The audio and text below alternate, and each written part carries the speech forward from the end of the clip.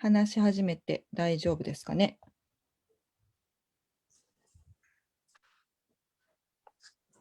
はい、ゆかりさんお願いします。はい、ありがとうございます。Facebook の方でも配信が始まってますかね。皆さんこんばんは。ゴールデンウィーク明け木曜日の夜お時間割いていただきありがとうございます。アフリカ協会のチャレンジ企画として本日からスタートしますオンライン対談シリーズプラウドリーフロムアフリカ、アフリカのロールモデルの話を聞く第1回スタートさせていただきます。本日のゲストは、ガーナから、バイオレットをお招きしています。Hello, Violet! はい、バイオレット、今、ガーナ時間11時、朝の11時なんですが、9時間の時差を乗り越えて参加してきてくれています。彼女の紹介をさせていただくのに変えて、まず最初にドキュメンタリービデオを15分ほどのものなんですけれども、ご覧に入れたいと思います。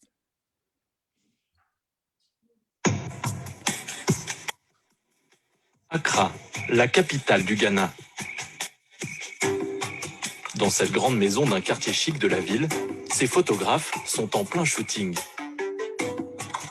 Sous les feux des projecteurs, pas de stars ni d'égérie de la mode, mais des produits de beauté. Ce serait super si tu pouvais faire ressortir les textures. J'aimerais que lorsqu'on voit la nourriture et les produits cosmétiques, on ait envie de les manger et de les mettre. La jeune femme qui donne des instructions aux photographes, c'est Violet Amoabeng.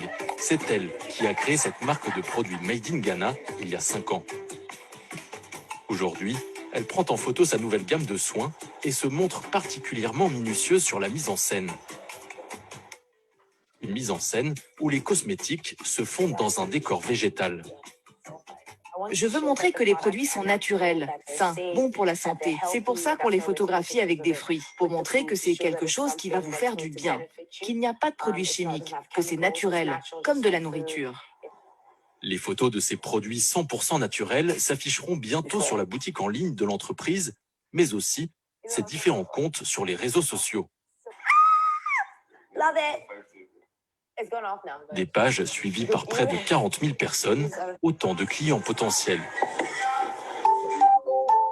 Fabriquer des produits de beauté et de soins du corps 100% naturels à partir des richesses de la terre ghanéenne, c'est le pari de Violet Amoabeng. En 2014, cette jeune entrepreneuse du bien-être crée SKIN GOURMET avec un objectif, concurrencer les grandes marques de cosmétiques. Le contexte s'y prête. Le marché des produits de beauté est en pleine croissance sur le continent africain. En 2017, il pesait 10 milliards de dollars en Afrique subsaharienne, en progression de 10% chaque année, contre 4% dans le reste du monde. Pour se distinguer dans ce marché ultra concurrentiel, Violet Amoabeng mise sur un secteur de niche. Des produits bio, garantis sans additifs chimiques et entièrement transformés à la main. Des cosmétiques qui racontent une histoire, celle du travail des petits producteurs du Ghana.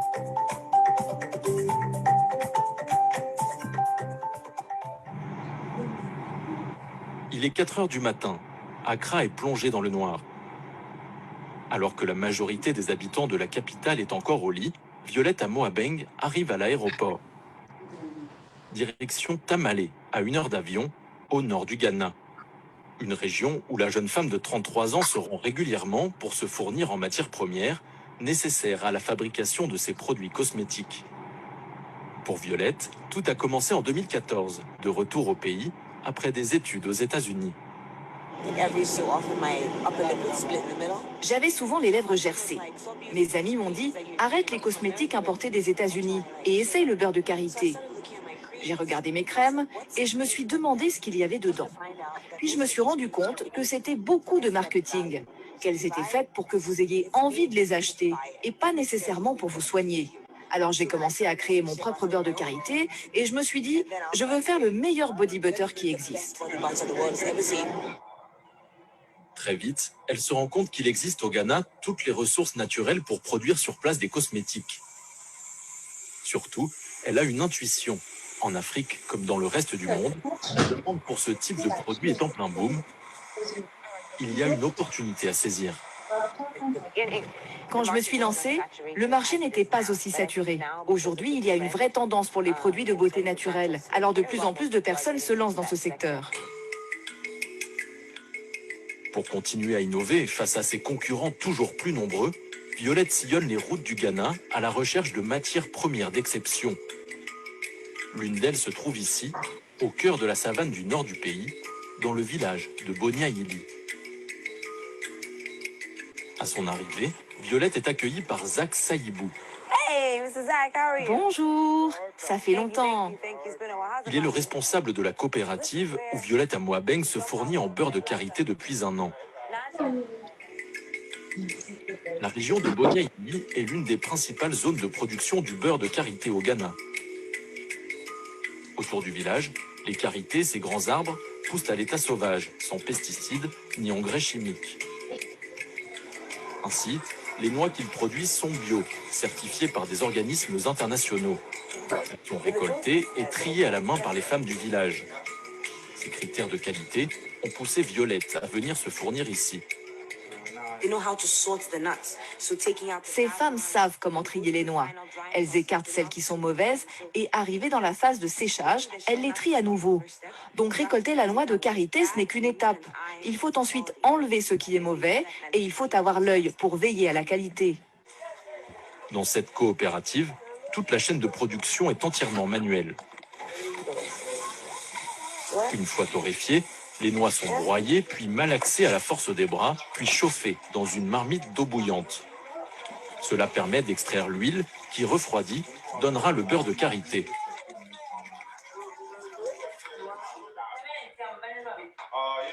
Dans le village, ce savoir-faire artisanal se transmet de mère en fille depuis des générations. Il permettrait, selon Violette, de faire un beurre de karité bien supérieur à celui produit dans une usine industrielle. La machine génère beaucoup de chaleur. Et la chaleur tue la plupart des nutriments présents dans le beurre de karité qui sont bons pour la peau et pour le corps. Certes, c'est plus difficile de le faire à la main, mais ça donne du beurre de karité de bien meilleure qualité. L'année dernière, Violette a acheté 2 tonnes de beurre de karité.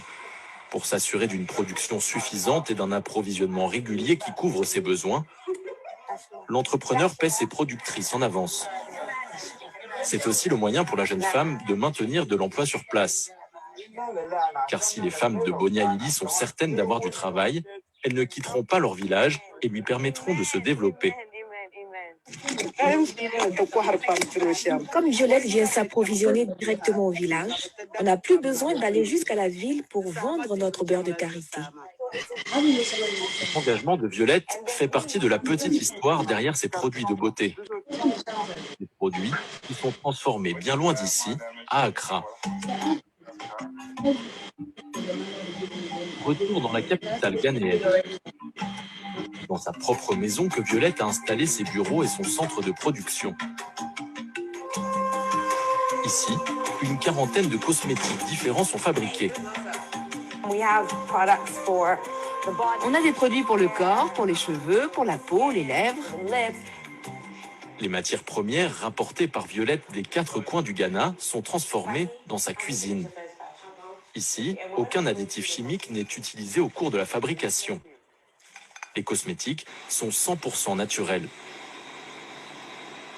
Aujourd'hui, ces femmes confectionnent une crème à base de miel et de beurre de cacao, connue pour ses vertus nourrissantes pour la peau. Dans cette cuisine étroite, pas de machine, tout est entièrement artisanal.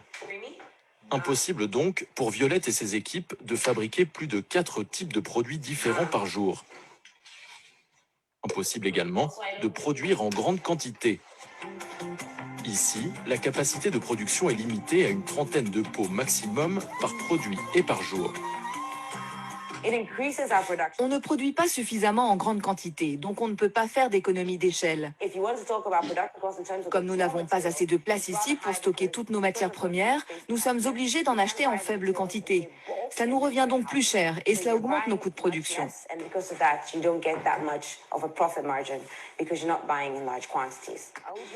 Pour compenser cette faible productivité, Violette se rattrape sur ses marges.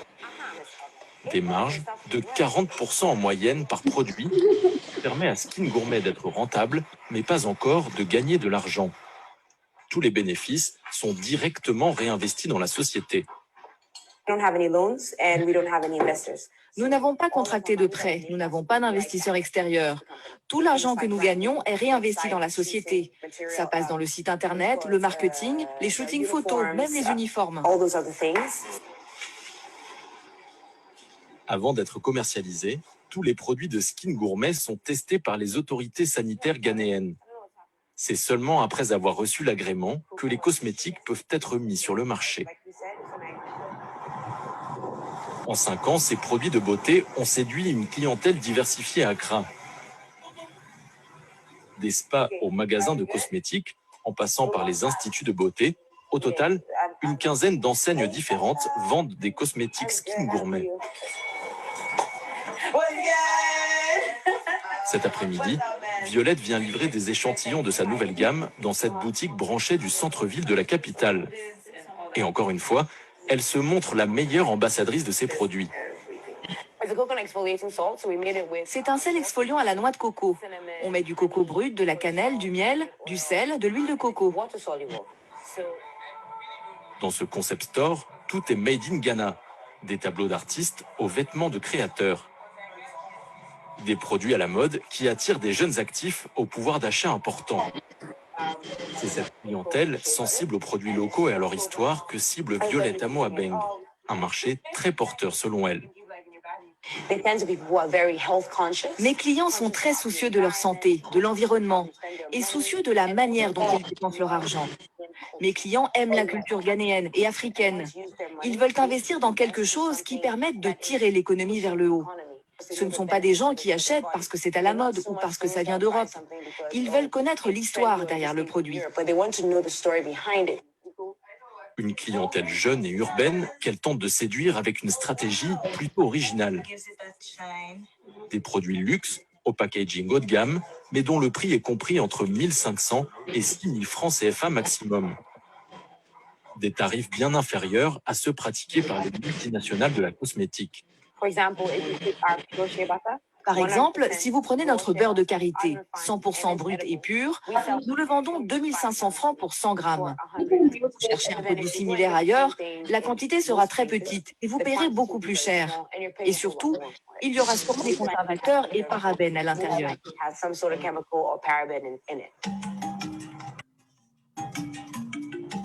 Des produits vendus à des tarifs abordables au Ghana, mais bien plus chers à l'étranger. De retour au bureau, l'entrepreneur prépare une commande qu'elle va expédier en Suisse. Le montant, 450 000 francs CFA. 5 savons noirs d'arbre à thé, 5 au baobab. Au total, SKIN Gourmet exporte dans une dizaine de pays, des États-Unis au Japon, en passant par la Russie ou la France. Des exportations qui représentent 45% de ses ventes totales. Violet Amoabeng adapte son prix en fonction des pays et du pouvoir d'achat de ses habitants. Cet exfoliant au sucre de baobab est vendu 3 500 francs au Ghana, mais jusqu'à 15 000 francs en Europe. Ici au Ghana, les ressources sont abondantes, donc les Ghanéens ne comprendraient pas de payer cela si cher. Mais en Europe, comme ils n'ont pas ce genre de matières premières de qualité, ils sont prêts à payer plus. Et puis, si un produit de haute qualité coûtait seulement 3 $, les gens trouveraient cela douteux. Donc ça marche. Pour se distinguer des cosmétiques présents sur le marché local comme international, Violette joue désormais sur un deuxième tableau, très surprenant, celui de l'alimentation. Car ces crèmes et ces huiles ne s'étalent pas seulement sur le corps, elles se dégustent et se retrouvent même depuis peu à la carte des plus grands chefs cuisiniers du Ghana.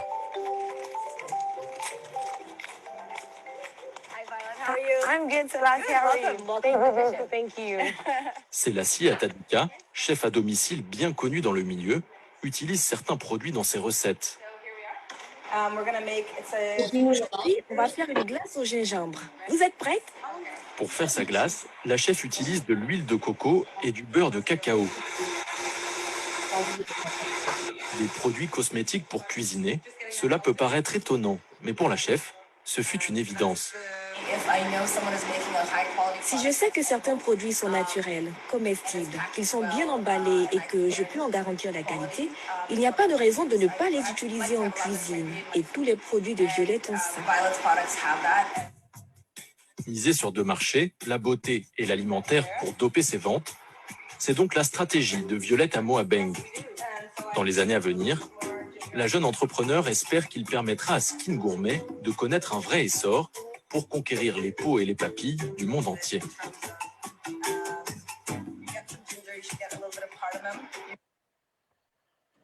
はい、皆さんありがとうございました。そしてお待たせいたしました。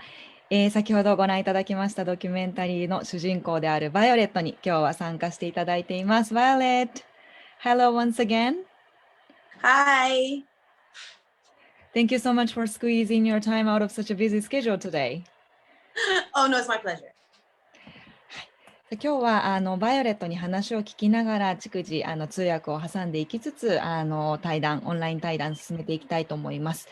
先ほどの動画なんですが一つだけちょっと補足をしておくとフランス語が流れてたと思うんですけれどもあちらの動画は実はガーナの隣国の仏語県コートジボワールのテレビ局が、取材に来てくれてまとめてくれた動画なのでフランス語なんですけれどもガーナは公用語は英語です。はい。I was just telling the audiences that why that video was actually in French, but the Ghana's official language is English. Am I right? Yes, correct. Right. So let's begin with the tour of your factory, can we? Yeah, sure. Let me just dismount my phone and turn the camera around. Guys, では今から、スキングルメ工房を案内してもらいます。So let me actually just show you around first before I introduce everybody. So when you come in through this door. And this is actually what outside looks like. はい、先ほどのドキュメンタリーにもありましたが、バイオレットの自宅と工房が一体型になっているんですが、外から入ってきたところから今案内をしてくれています。Hello, I see somebody. Hi, this is Karen. Karen, say hello. Hi, Karen. How are you? Tell everyone what. Hi, I'm good, thank you. I'm Karen from SKIN Group. I'm the general manager here. はい、カレン、ジェネラルマネージャーとしてスキングルメで長年勤めている、女性です。おはようございます。Good morning.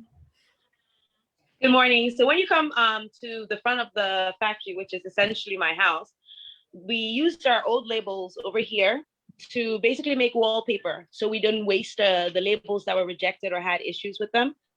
And I think here's a few posters of different things that we've done. And then we take our gallons, the old ones that the oils come in, and we reuse them for plants to plant different plants around the whole place. And then as you can see there, we also recycle. So we have Environment 360 that comes for our plastics and then for our papers. I see. Let me give you a little bit of translation in Japanese. Okay.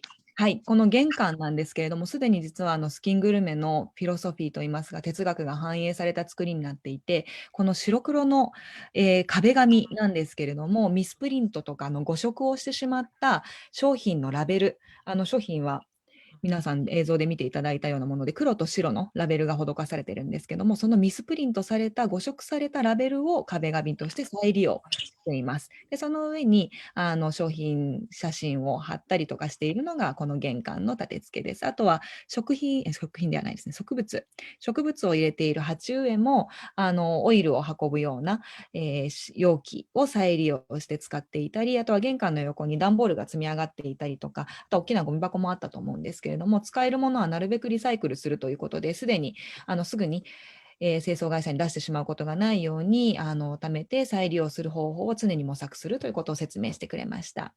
Okay. Perfect. Go ahead. So now we're going to go inside. Sure.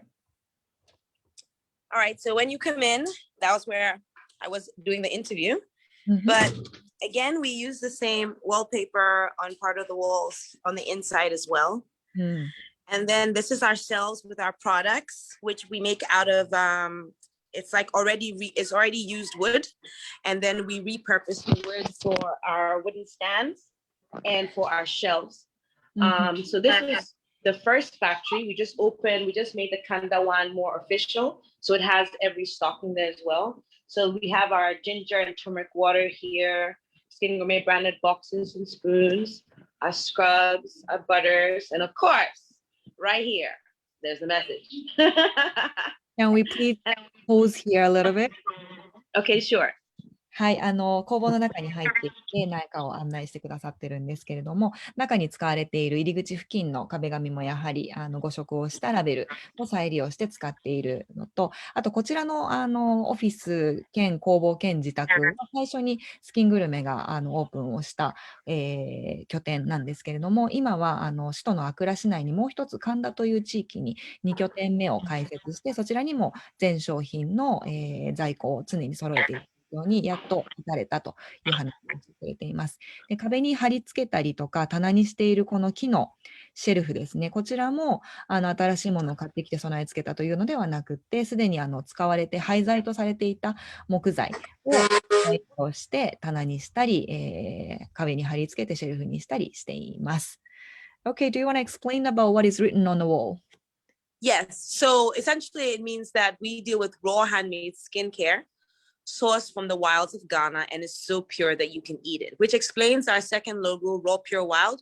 It's basically a summation of what Skin Gourmet actually means, which is that no matter how big we grow, we want to stick to handmade as much as possible. We don't want to use much in the processing. So it's just light processing in order to keep the product as premium and as natural as possible. And then from the wild of Ghana means that we don't source from farms. We usually source from communities or co-ops who then gather their nuts from the wild. And then it's so pure that you can eat it. And again, that's because we make sure that there is minimal processing in it, but we have to still process it a little bit in order to make it edible. And then of course, add the innovation to make it beautifully, wonderfully gourmet and edible. Yeah, great.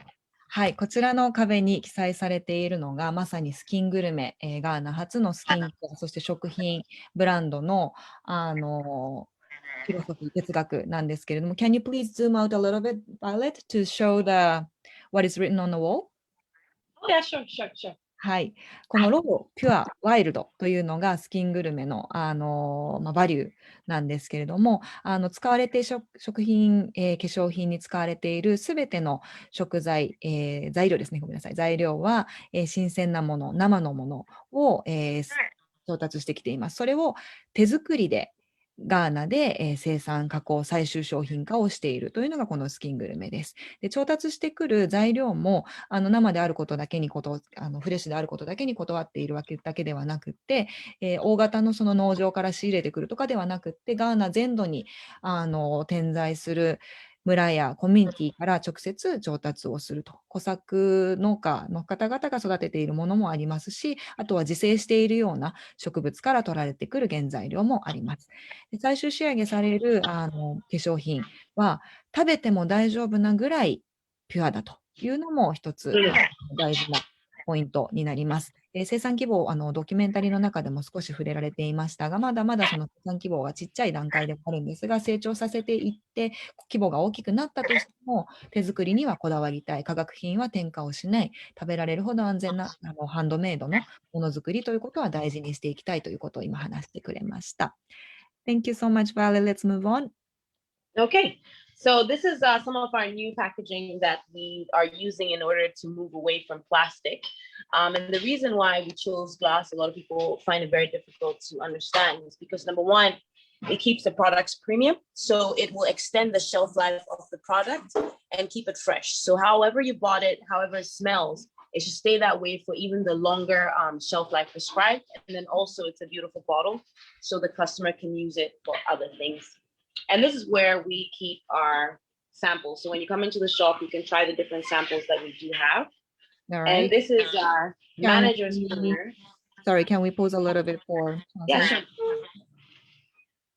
はい、ボトルを、長めのそのボトルを今見せてくれたんですけれども、実はこれ、このボトルちょっと補足しますが、少し前まではプラスチックの容器を使ってたこともあるんですが、今はすべての容器を可能な限りガラス容器を用いるということを徹底しています。というのも、プラスチックに比べてガラスの容器に保存をすると、シェルフライフ、保存期間が伸びると、商品の質を高い状態で維持しておくためにも非常にガラスの方が効果的ということと、あとは見た目にも美しくておしゃれなので、使い終わった後に皆さんが捨てることなく再利用してもらえるということも考えています。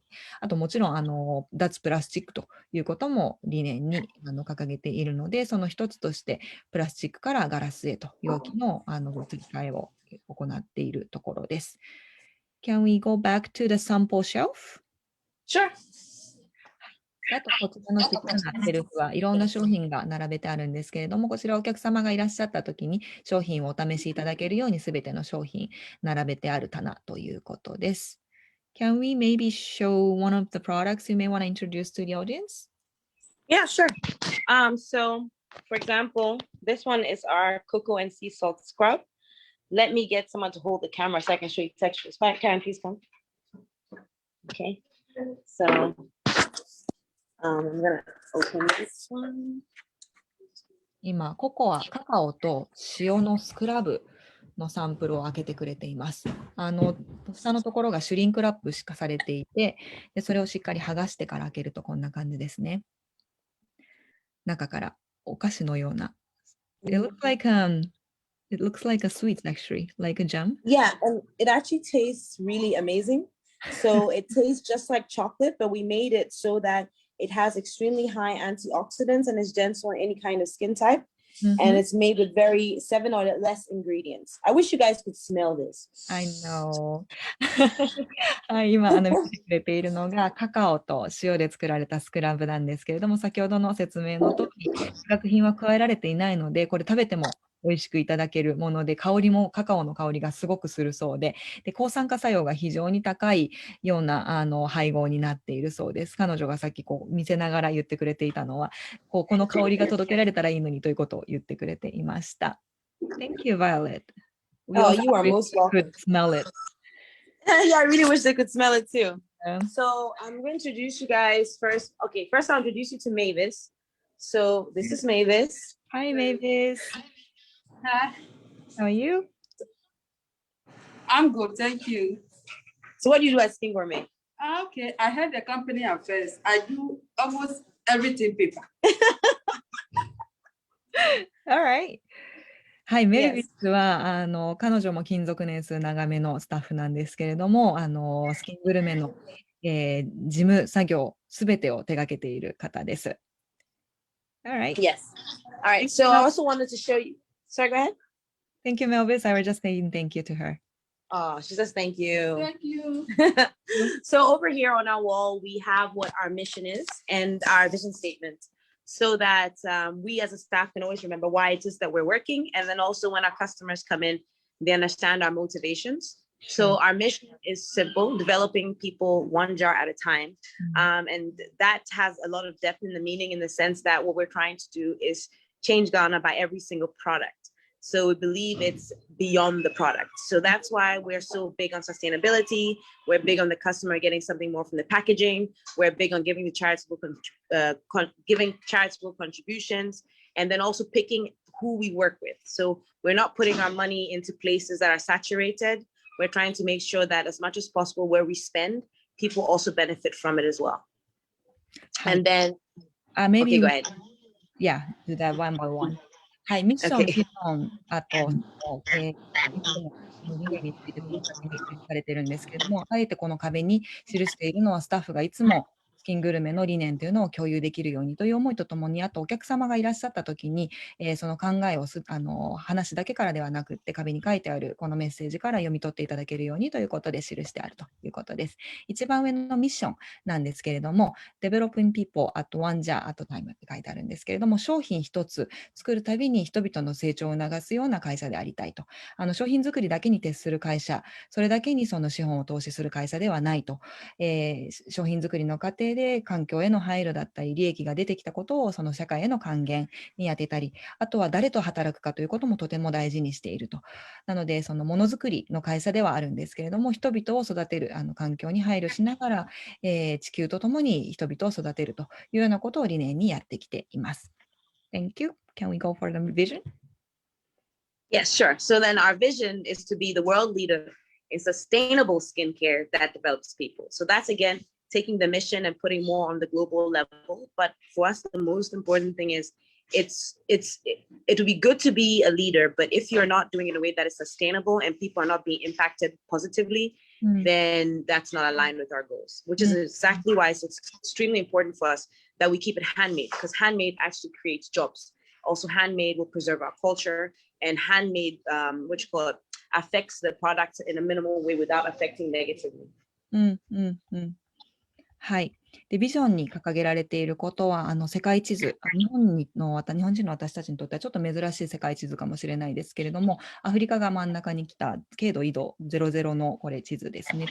をかけていただきました。その地図、世界地図が示している通り、常に世界市場を見ている会社ではあるんですけれども、ただただ会社の成長をさせるという考えではなくて、成長させる過程で必ずそのサステナビリティへのケア、配慮をする会社でありたいと、人々を育てるようなスキンケア商品、スキンケアブランドでありたいということを話してくれています。そのためにもやはりハンドメイド、手作りを維持していく、どんだけ規模が大きくなったとしても手作りを維持していくというのはとても大事で、なぜなら、手作りのものづくりを続けていくことで、やはり雇用を生み出し守っていくことができますし、あとは、ガーナが大事に築き上げてきた文化を守るということも同時に達成される。あと最後に、環境へのその悪い影響を最小限にすることができるのもやはり手作りのものづくりなのではないかということを思って貫いていきたいと考えていると話してくれました。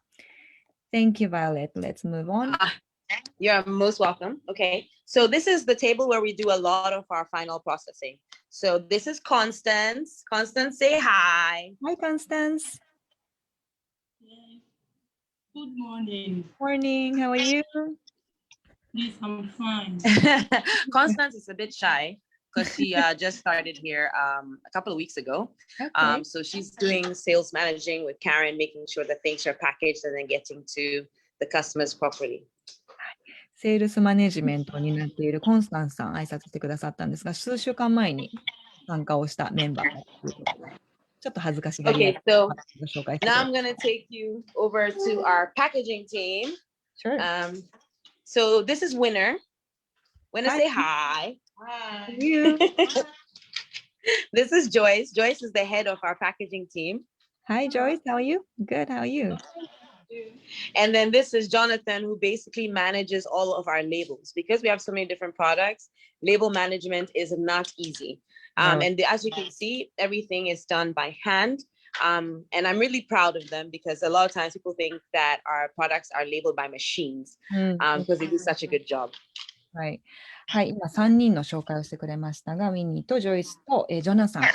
ジョイスは、パッケージングを担当して管理をしている方ですということで、最後に紹介してくれたジョナサンはラベルの表記に間違いがないかということを確認しながら貼り付け作業もすべて手で行っているということを今説明してくださいました。多くのコスメ業界ではこのラベルの貼り付けは機械で行われてたりするんですけれども、ここもやはり手作業で一つ一つ丁寧に最後に商品を仕上げるということを大事にしているという話をしてくれました。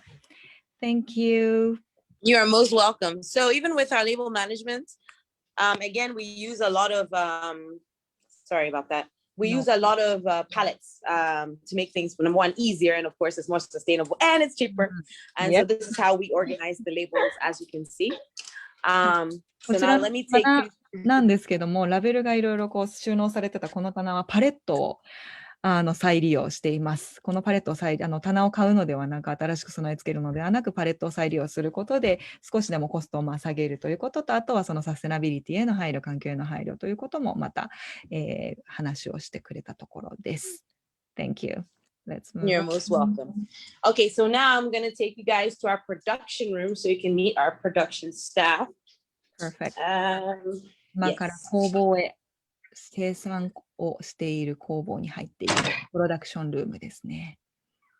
Hello, guys. Hello, guys. Okay, so I'm going to introduce you to everybody. This is Fatima. She's the Fatima, head of our production. how are you? I'm fine, thank you. Are you? I'm good, thank you too. So at the moment, as you can see, we're making different butters. We have a pretty big order for 1,000 pieces by Sunday. So we're in a bit of pressure that we can do this. That's And then there's Fatih, she's a production manager. Fatty, good morning. Good morning. And what she's doing is she's making scrubs. Okay. Again, as you can see, it is very hand intensive. Yeah, I see that.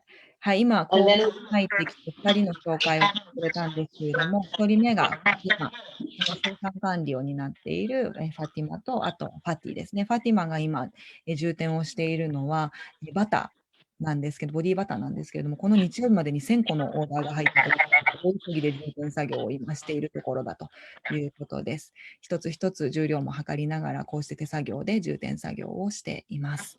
2人目に紹介してくれたファティはスクラブを作っていましたね。はい。And this is Comfort. Hi, Comfort. How are you? She's another production manager, and she's dealing with other samples as well. Which product is it? Is it butter? This is the clay mask. Clay mask. I see. I think you actually have that. You were modeling that one, remember? Yes. I know. はい。さっき、最後、コンフォート紹介してくれました。バイバイ、Thank you. コンフォートが泥パックの砂を今、サンプル詰めをしていたところでした。Alright, thank you, Violet. Oh, you are most welcome. So that's pretty much most of the staff here. Oh, there's one more. Sure. This is Charlie. Mavis's son. He works with us. So he's also a general manager of which department? Oh no, he's the managing director. Managing director, wow. Managing director. And what was his name again? Sami? Yeah, Sami. Hi. Sami is whose son? Mavis's son. Mavis. The head of company affairs. Yes. So she brings him to work. サミがいつも子供を連れて出勤をして仕事をしているということで紹介をしてくれました。Right. Pretty much that is everybody in the factory today. Thank you so much for meeting us. Oh, you are most welcome. Actually, over 20 people are watching our video right now. So I would like to actually tell the audience that they can give us a question if they have any, anything that they want to ask directly to you. Sure. はい、皆さん、工房ツアーを今ちょっと一段落したところなんですけれども、ここから対談に入っていきたいと思います。Facebook の方でコメントをいただければ、バイオレットに直接尋ねていきたいと思いますので、ぜひぜひコメントや質問などもお寄せいただけますと幸いです。Alright, then let's move on to the discussion about where should we begin? All right. Can you please tell us a little bit of your, how you thrived, how you flourished throughout this tough and rough and, difficult time since last March? All of us are experiences. And in this COVID time, how have you been thriving? In all honesty, I wish I could give like a better strategy or like show a plan, but I'm a person who has a lot of faith in God. So for us, it was very difficult, but by praying and having faith, it somehow, God's God, He brought business our way. And of course, you also have to empathize with your suppliers. So for example, we have suppliers in different countries and we know that they're also going through the same thing. So we had to change our payment terms, which makes us a bit tighter, but at the same time, if we don't adjust for them, how can they possibly thrive? So it was also a matter of just realizing where the money was important in terms of where it had to go. We had to also restructure our partnerships with our suppliers so they understood that, okay, our cash flow is tight. So you give us longer paying period times, and then we can also do the same for our customers. And so it's just adjusting and working together with people to understand that we're all going through this together. So you have to give a little room and sacrifice a little bit, and someone also sacrifices for you. So we learned a lot from COVID about, number one, faith, number two, partnership, and then also empathy. Even if you're going through something, someone's also going through it, but the demand was there. So the customers are looking for it, but it's just a matter of, it's not, if you have a supply for say 10, you can't go to your supplier and be like, just supply me raw material for 10. You still have to make it work for them. So that's something substantial. So I think it was about people understanding each other, working together, and of course, praying and having faith. Sure. はい、ここからまず最初の対談トピックとして、この昨年、2、3月頃から世界中が経験をしているコロナのこの1年以上の期間の中でどうやってビジネスを維持して発展させてきたのかということを聞いていきたいということで、最初にこの1年どういうふうに乗り越えてきたのかという質問を投げさせていただいたんですけれども、バイオレットが話してくれたことをちょっと簡単に通訳をさせていただくと、その未曾有のこの予期しなかった事態に対して、もちろん戦略や計画がすぐに立てられたわけではなく、戦略立てられたらよかったのにというところから始まったんですけれども、そういうことはやっぱりできなくって、起こったことに対して対処していくことで一生懸命だったのが前半だと。ただその中でも常に自分たちが大事にしている哲学っていうことを譲ることなく、あとはその神様のご加護ということも常に感謝をして、やってきたと。その中でお客様だったりとか、実際にそのものを原材料を調達するすべての関係者の方々とのしっかり向き合い方を見直した期間でもあったという話をしてくれています。例えば支払いターム、お客さん海外にもたくさんいらっしゃるんですけれども、その海外のお客様に商品を送った時に 100% 前払いだったところを、じゃあどういうふうにこれからやっていくのか、自分たちだけではない世界中のみんながコロナに対して向き合っているときに、今まで従来通りの取引条件がしんどい人がいるのであれば、その人のために自分が何かできることがないかとかいうことを、柔軟に、対応していきながら、誰か一人が損をするということがないように、それぞれが、サクリファイス、犠牲にするという言葉を使われたんですけれども、それぞれが折り合いをつけながら、自分たちが譲れるのはここまでというところを中庸を探しながらやってきたという話をしてくれました。で最後に強調をしてくれたのが、この間、1年の間、エンパティっていうのがすごく大事だったということを学ばせてもらったと、すごく学ぶことが多い1年だったという中で強調してくれたのがこのエンパティなんですけれども、人々、もう詰まるところすべて人々だという話の中で、人々の声を聞き、苦労を聞き、その中でお互いがどういうふうに助け合っていけるかということを考えやり抜いてきたのが、今までのコロナ禍を自分たちが、なんとか切り開いてビジネスを維持してきた秘訣だったのではないかなということを話してくれました。Okay, actually, we've got a question from the audience. She's saying that it's really beautiful first to begin with, and then she's saying she wonder how long the shelf life actually lasts for your products, and how would you wrap, or what kind of things you do when you export your product, which is raw and no chemical additives, and how would you make it possible to be exported and restored well? That's a good question. Okay, so thank you first and foremost for your very kind compliments. In terms of the shelf life, you see, when I first started Skin Gourmet, I have a background in business administration, logistics, supply chain, not actually in formulation. So I had to learn from our culture. And if you realize something about Ghanaian culture, for example, Yukari, she knows a lot about shea butter. We don't use fridges. So you have to study how it is that they're able to preserve foods, able to preserve oils, and how best to do it to stretch the shelf life. So everything we have has a minimum shelf life of 2 years. And even with that one, it's not because it actually spoils or molds. I put 2 years because it doesn't smell as fresh, as Shikari tell you from even like shea butter using these products. But are they still effective? Yes. Now, again, I was saying how we package it in glass, because we find that, you know, in your kitchen, for example, if you store a spice in plastic versus store the spice in glass, automatically the shelf life is increased. Also has to do with temperatures and how you pack it. But I'm going to tell you, we're still learning, because I mean, you can't tell you, oh, we exported to Japan. That's a lot of feedback you get.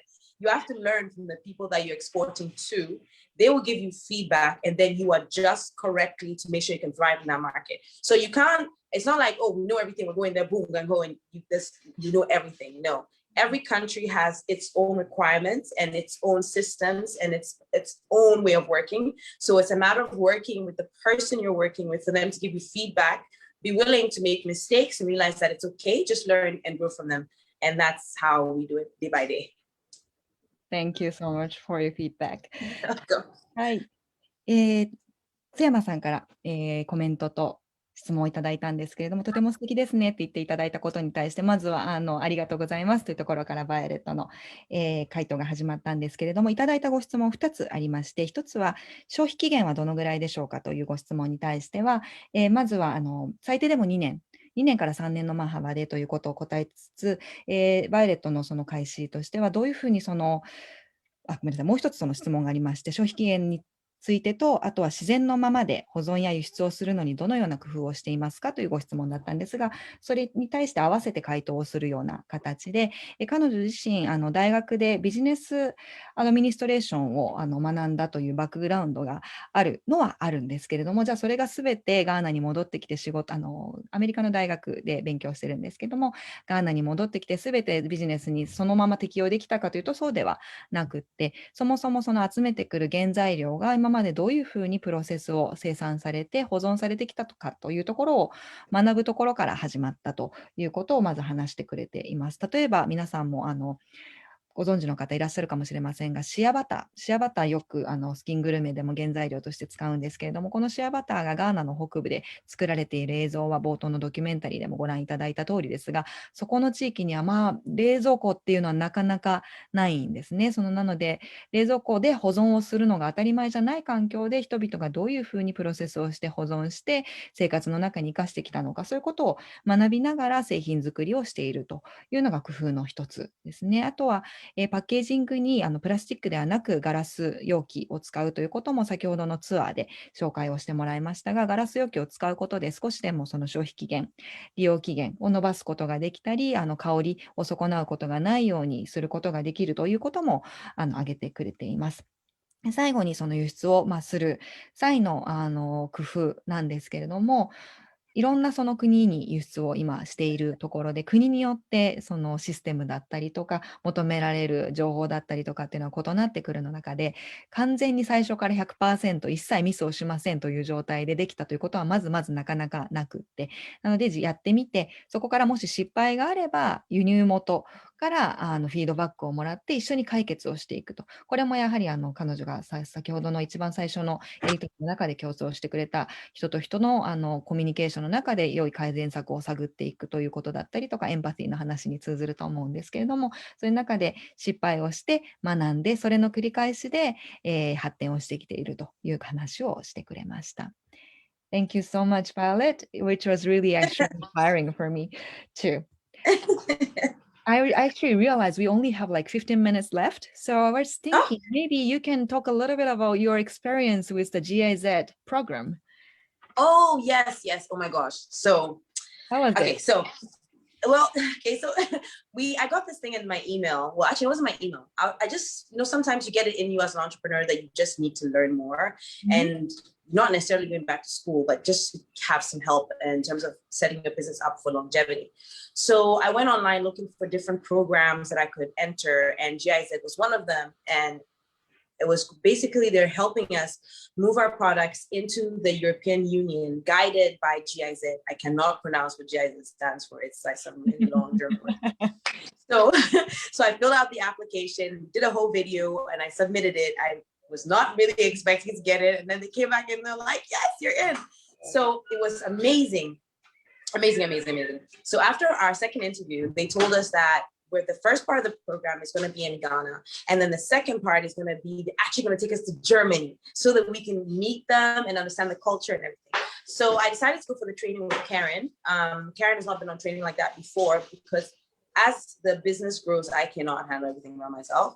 So she also really enjoyed the program. It was intensive. They're teaching us about shipping. They're teaching us about culture, things that we need to put in perspective when we're moving somewhere. So, I mean, it's one thing when someone, like your friend does business with you, which is how he's been working with me, with you, Carrie.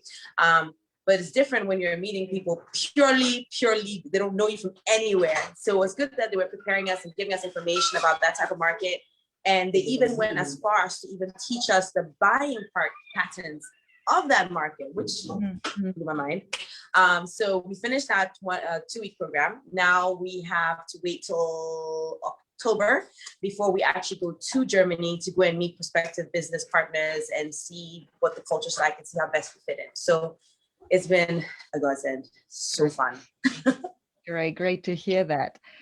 はい、実はですね、このオンライントークを本来、もともとは先週の木曜日にやる予定だったんですけれども、急遽1週間後ろ倒しさせていただいたのは、バイオレットスキングルメが GIZ、ドイツの JICA のようなドイツの国際協力公社ですね、GIZ の、主催するそのガーナの中小企業が、海外市場に出ていくためのトレーニング、この、プログラムにバイオレットが、応募をして、それに合格をして、次のプログラムに進めるということが決まったため、延期をさせていただいてたんですけれども、そのプログラムを終えたばかりの今、状態でどうでしたかということを聞かせていただきました。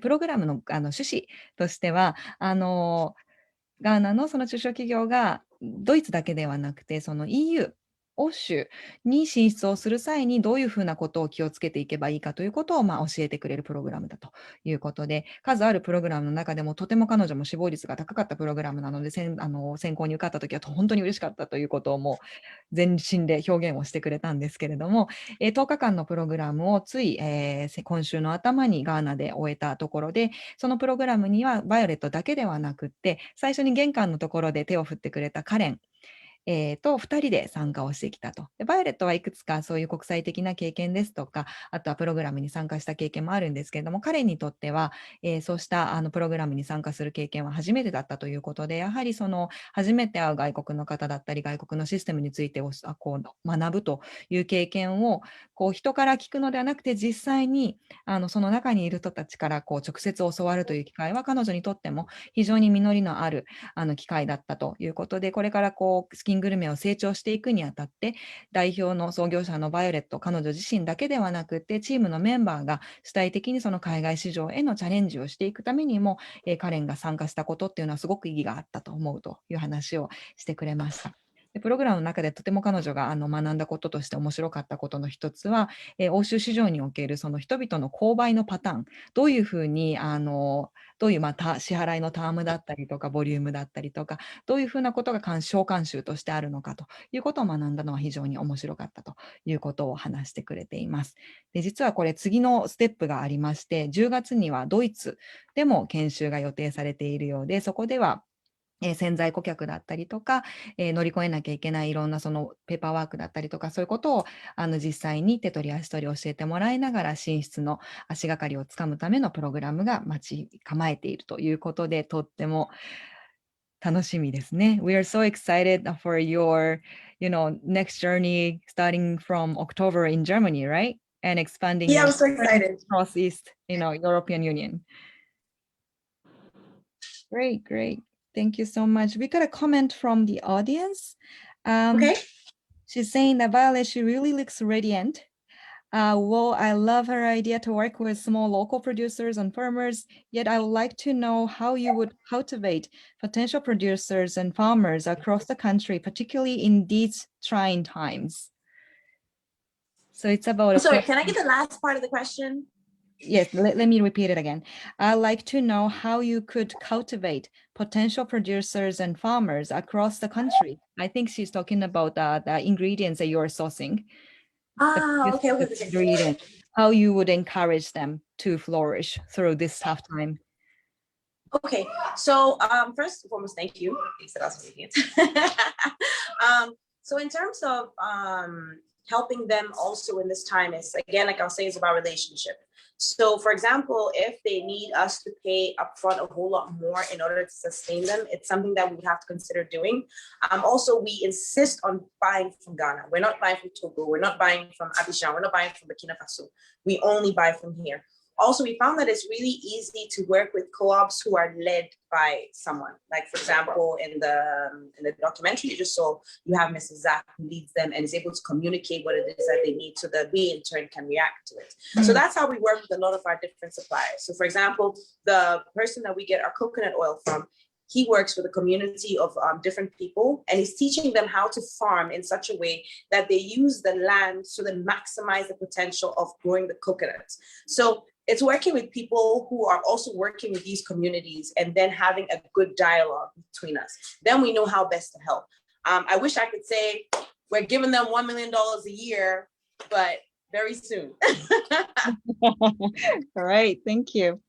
はい、コメントと質問をいただきまして、この大変な時期の中で、バイオレットのスキングルメだけではなくて、スキングルメが原材料を調達する農家だったり、コミュニティだったりもやっぱり大変な思いをしている中で、彼らの成長だったり、経済的な維持のために何かやっていることはあるのかということを質問いただいたんですけれども、またここでも強調してくれたのは、一つ一つの人間関係の中でのリレーションシップを大事にすることという話をしてくれた中で、例えば原材料を調達する農家さんだったり、そのコミュニティの人々が今回に至っては、今この時期に至っては前払いしてくれないと厳しいということであれば、それももちろん考慮をすると。あとは海外からではなくてガーナ国内の、コミュニティ農家から仕入れをするということにもこだわっている。あとは最近は一つ一つの人単位で話しかけることに加えて、コーポレティブ、協同組合ですね。協同組合でいろんな活動を取りまとめてやっている団体っていうのがあるので、そこに話しかけて、そのコーポレティブの代表とやり取りをしながら、地元のコミュニティの育成のためにもできることを探す。コミュニティのリーダーが間に入ってくれることで、バイオレットがすべて何かをやらなきゃいけないという状態ではなくて、コミュニティに近いところで、コミュニティの人々の発展っていうのを地場に根を張ってやってきた人々と働くということでできることもあるんじゃないかというふうに信じているという話をしてくれました。コミュニティの発展のために、100万円の投資ができれば、それは一番やりたいことだけれども、100万円ではないです。$1 millionというかね、1億円ですね。ただ今そういうことができるわけではないので、いつかその規模に到達したいけど、今自分たちにできることは、一つ一つの付き合いを大事にしていきながら、お互いの成長を守っていくということだという話をしてくれました。I was actually surprised to see my clock is saying it's almost like finishing soon, and we're gonna have like 3 minutes to go. So I would like to another comment from the audience. She's saying thank you, that the first person who gave you the question and comments and compliment, she's saying thank you, and she wants you to come over to Japan. And same here. I also would like you Okay, and then another comment, that the person who gave you the second question, she's saying makes perfect sense, and it's good to know that co-op works in Ghana. Great. Great. Okay, so it's really, I don't want to, but I have to wrap up. So this was really fun. I know, it's really fun. We should do this more often, I think. Yeah, we should. はい、彼女もとっても今日のこの対談楽しんでくれているようなので、また近々ぜひと参加してくれることがあるといいなと思いつつ、最後に彼女の将来への展望を聞いて今日締めたいなと思っております。So, to wrap up, I was thinking that I would like to ask you a question about your aspiration for the future. Okay. Aspiration for the future is very simple. World domination using our vision. We want to be everywhere. Bigger than the bigger names that you know, and we want to do it where people know that this is a brand from Ghana and that Ghana can actually have good quality items that can be everywhere and can be as raw, pure, and wild as our products are. はい、将来の展望について語ってほしいというお願いをしたところ、もうすごくシンプルに答えてくれました。世界にスキングルメの名前と理念とその商品、その背景にある思いを知らしめたいと、それに尽きるということを話してくれました。これだけの素晴らしい高品質な商品がガーナで最終仕上げできるんだよということを、すべての商品実力を持って示したいということを言ってくれています。Hello. Hi, this is Martin. We forgot about Martin. He's the head of, he managed our maintenance. So he was just sneaking by. I was like, come and say hello. Hello, Martin. How are you? I'm fine. How are you? I'm doing well. Thank you so much. はい。最後にチームメンバーのマーティンが出勤をしてきてさーっと行こうとしたところを紹介したいと言って引き止めてくれました。こんな感じでそのチームメンバー一人一人をとても大事にしていることから今日彼女が話してくれたその結局は人なんだということもすごく体現してくれた対談になったかなと思います。And I think we have 1 minute left. So Violet, thank you so much once again. And do you have any final words for Japanese audience? It was so nice meeting you guys, and I hope we do this again. And thank you so much. Arigato. ありがとう。Thank you so much. はい。皆さんに最後の言葉をとお願いしたところ、こういう機会を与えてくださってありがとうございます。お会いできて大変光栄でしたと。で、そして日本語でありがとうと言ってくれました。なので、私たちも多分、ガーナの注意語で返そうかなと思います。メダセパ。Oh, Miss Sayed, Arigato on our end.